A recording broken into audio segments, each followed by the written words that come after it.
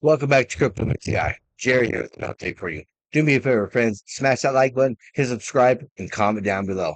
Now let's get into this. This is going to be a different video. I just kind of want to talk to you about what I think is going on in the world, problem within the financial system and within the educational system that they don't teach you, probably on purpose because they don't want you to be able to advance and better your life. For some reason, it seems like you have to have poor people, people that are homeless, people that can't fend for themselves. It's kind of weird because it just seems like to me like you have to have all these things in place in order for the normal function of society to be taking place, which is very, very weird to me. It seems to me that they don't teach you a lot of things on purpose because if they taught you these things, then you would be able to advance and better your life. The problem I have is they tell people to save their money, save dollars, keep your money in the bank, do this, do that. But if you notice, rich people or successful people do not keep their money in the bank under dollars. They either have stocks, bonds, treasuries. They do not save their money in dollars. Why? Because the government prints their dollars and devalues it every single day. That's what happens around the world with every single currency, with every fiat currency out there. It is being devalued every time your government or your Federal Reserve or whatever it is that they call it, when they're printing money off, your dollar is being devalued. Now, if you look at it, if you go back just to the January of this year, the US dollar has lost 9% of its purchasing power in just 9-10 months. You have to understand. Think about it. This is only 9-10 months. How much has the dollar been devalued since it was created in like 1913 when they created the Federal Reserve, when they created the slave system where they put people and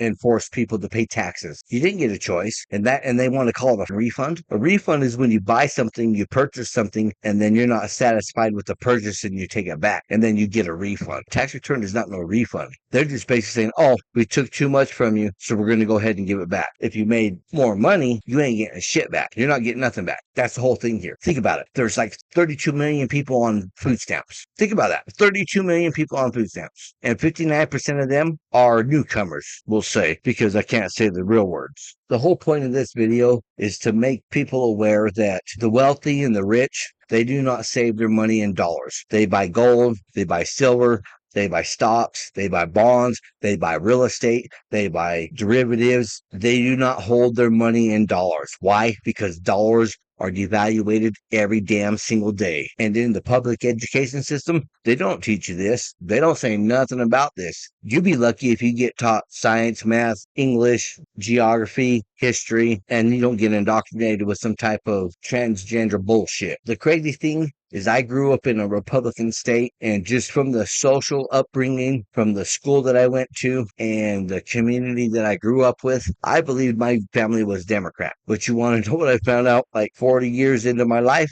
2020, my mom voted Republican her whole life. Why didn't I know this? Because politics was not talked about within the family setting. If you want to wake people up, they have to be taught, they have to be told, they have to be shown at a young age, where most people don't realize that you should not be saving in dollars. They always say, save your money, get a saving account, put it in the bank. But you want to know what that bank does with that? If you put $1,000 in the bank, they get to lend out 90% of that. It's gone, lend out. They're making money off your $1,000.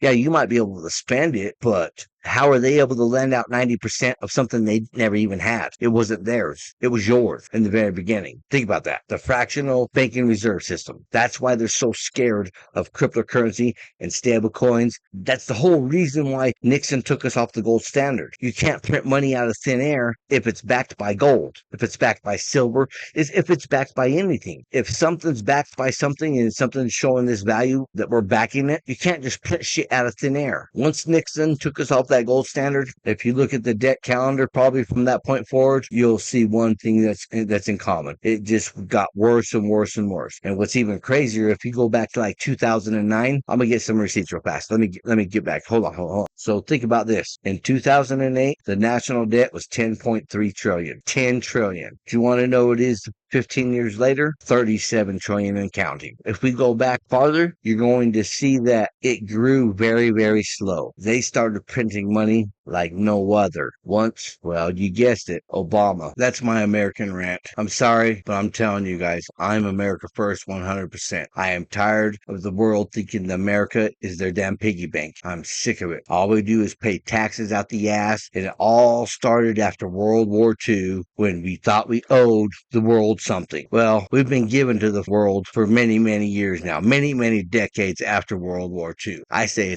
enough is enough. We're done. America is done being the world's piggy bank. It's time to pay the piper, and the piper wants to be paid. I really hope I didn't offend anybody, but if I did, too bad. The world we're living in today, we need to be blunt and upfront because this shit's not gonna fly.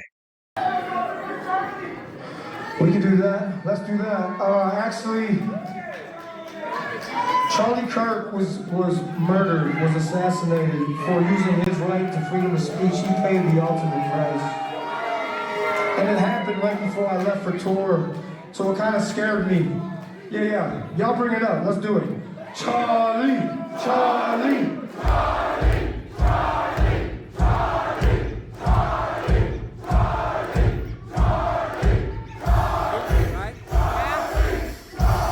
Charlie, Charlie. Rest in peace to Charlie, and God protect his children.